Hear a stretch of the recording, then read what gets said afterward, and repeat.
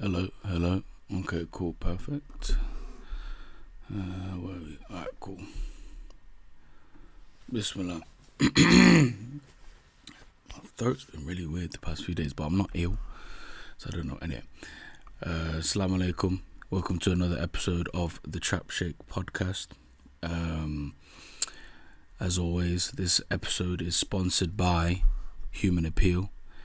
Make sure, I think yesterday or maybe a few days ago, we reached £25,300 or 25,400. I'm not sure, but yeah. So again, every week we are just slowly increasing the amount of money we're raising. I can't wait to see where we are at the end of the year, if this goes on to be a longer thing, how much money we could raise over the course of a year. SubhanAllah, that'd be great. Yeah, I think this is of this project, I think this is episode 19 or 20. So it's sad that it's slowly coming to an end. But obviously, as you know, this project is going to continue. We're just working out semantics and stuff. But yeah, today's episode. Oh yeah, so make sure you click the link in my bio, in the description below, or you go over to my Instagram and you'll see the target that we've got. So I think the target at the moment is like 25,500, and then every time we hit the target, we slowly increase it. But yeah, so today's episode was inspired by a kind of like a story I heard. It wasn't a story. It was like this weird. It was like a true story that something happened, and it just reminded me of another experiment I heard. And then it took me over into like just the way Allah works, and the fact that the statement, and it says Allah is in the opinion of his slave. So the story is the man that died in the fridge. So basically, it was this man. He was cleaning like a freezer, like where they store food and stuff.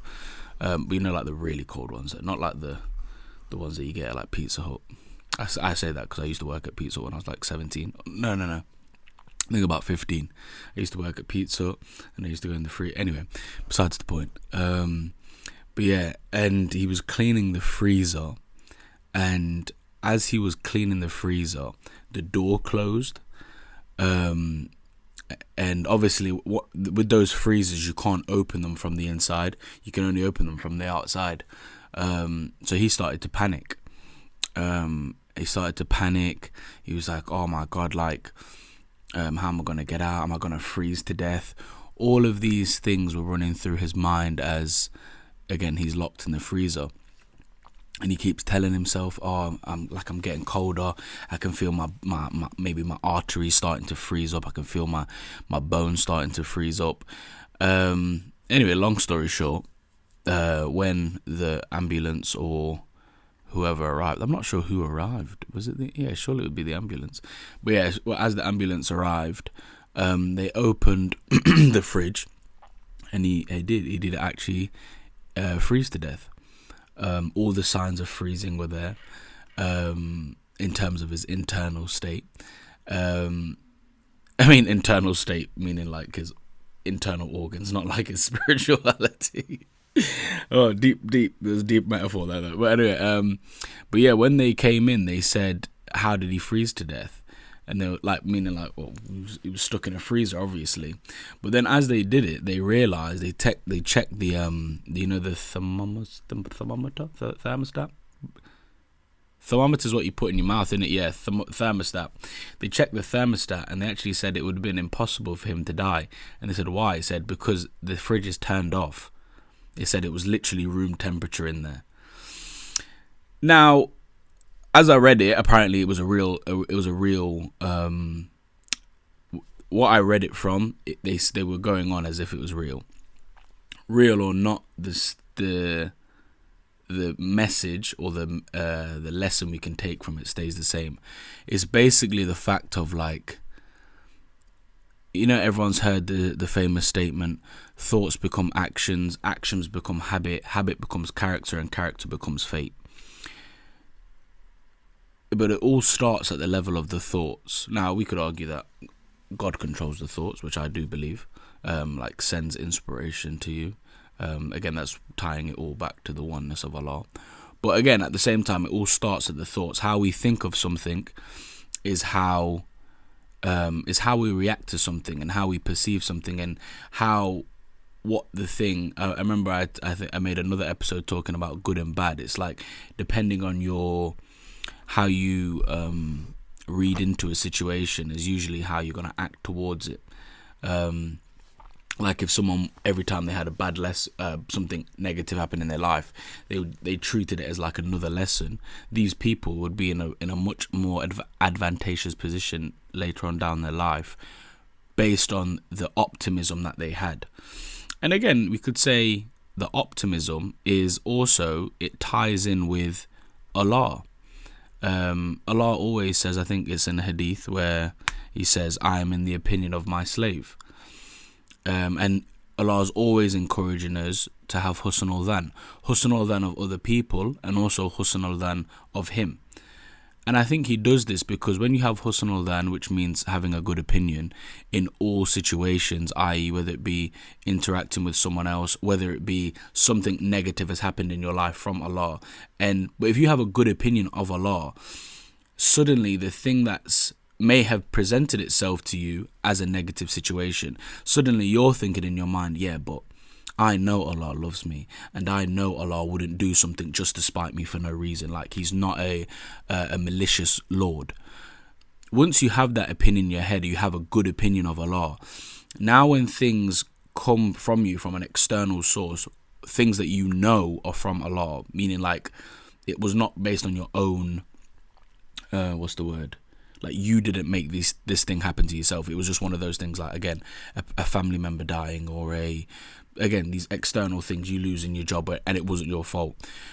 Now that you see this as coming from God, and you also see it coming from a loving God, now you look at it and you go, well, this can't be bad then, because I know who sent it.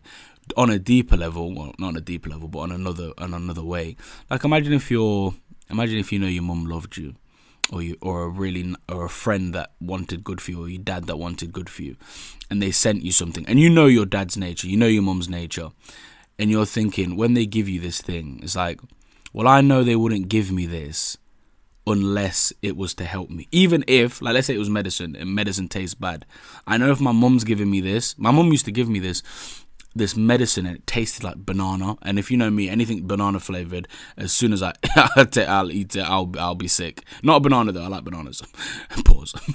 But yeah, so basically with the banana flavored thing, I always think as a kid, like, the only reason why I'm drinking this is because my mum said it's going to make me feel better, and I trust my mum. I don't trust this thing.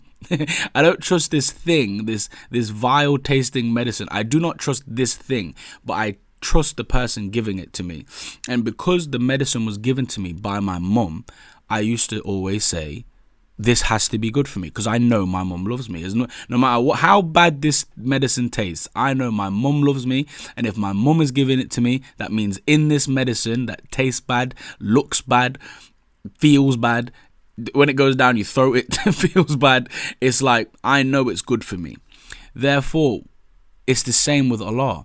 When Allah sends you a medicine in the form of your ex that cheated on you, or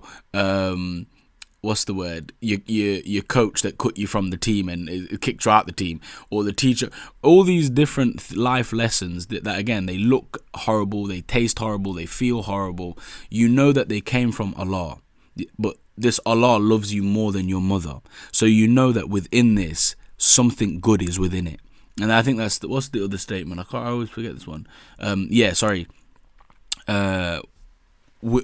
is another thing. People translate, I think, this thing. It says, with every hardship comes ease, like, or after every hardship comes ease. But I think one of my sheikhs once said that he said it's not translated that. It said, within every hardship is ease, meaning like, the hardship that has come to you, within that there is the antidote as well. Like, within the horrible experience, that is where the medicine is. And I think I was going on that. I remember I said literally someone else yesterday. I said, if anyone's watched Peaky Blinders, you'll understand that it's a show that I love. Thomas Shelby, there is so many situations where he takes big L's in his thing, like whether it be his bloody auntie betraying him or something negative has happened, which for some of us would be enough for us to just quit and just say, it's a sign that this is not for us or whatever. But like Thomas, he never like really gives into that ideology, and he's like, there's no. Not only am I going to come out victorious, the negative thing that has happened to me, I am actually going to use that thing to elevate me. I'm going to use that thing to get me the win. Do you know what I mean? So something happens, this person's got the drop on him, and he knows that this person's going to try and kill him in this place. He'll use that place and the fact that he knows that this person's going to try and kill him to his advantage, and then come out victorious. So you could argue, without the negative thing happening to him, because he used that to elevate himself, you could argue, without that negative thing happening, would he have got to his original destination? I'd argue no. Because again, I've watched Peaky Blinders maybe like 4 times, like the whole season, all seasons series, sorry. And that being said, I literally think Peaky Blinders is season 6 is out today on Netflix. I literally saw it on someone's Instagram story. I need to check that. That's definitely I know what I'm doing tonight. but yeah. And then finally, I just want to end on this part. There was this other thing. There was this other experiment I was listening to. Great. It was really. I was amazed because there was this little video and it showed you in it. Anyway, it was a very bad experiment, meaning like it was not like an ethical experiment. I literally wrote something on this. I've started to write things down as well, because I always forget my thoughts when I'm trying to make these videos.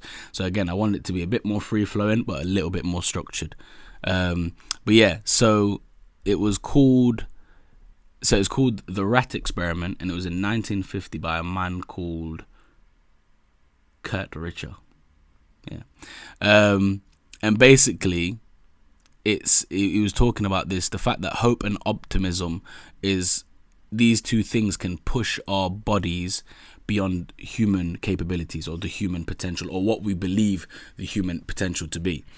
And anyway, so the experiment goes like this. They put rats in water for 15 minutes. So they used to tread water, like to try and not drown.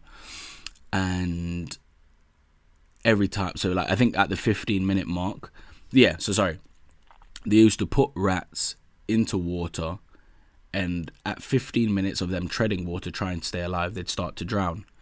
And just as they were about to die from drowning, the scientists would pick him up and pull him out of the water. So obviously the rat was saved.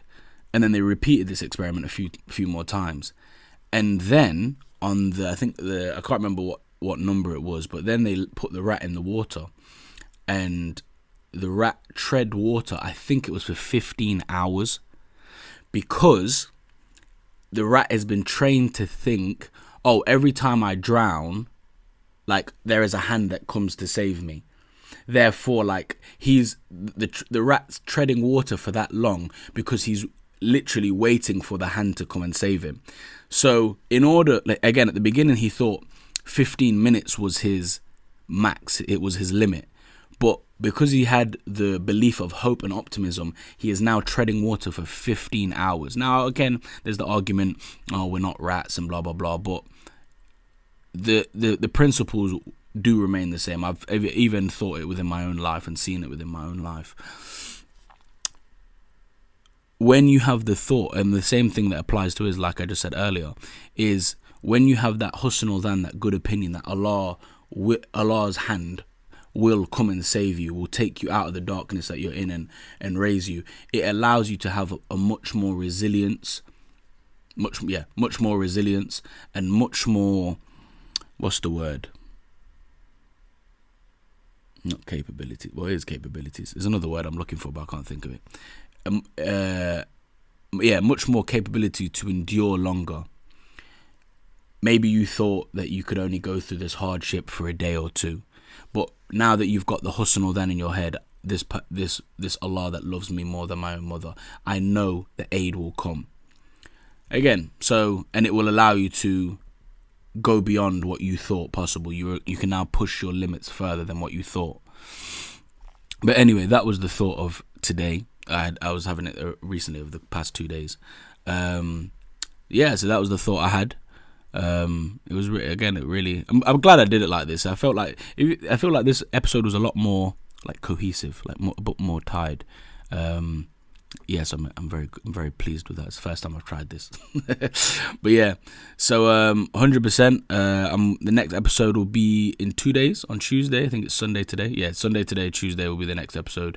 Make sure you click the link in my bio. Go over to my Instagram. Follow me on Instagram, and make sure you donate.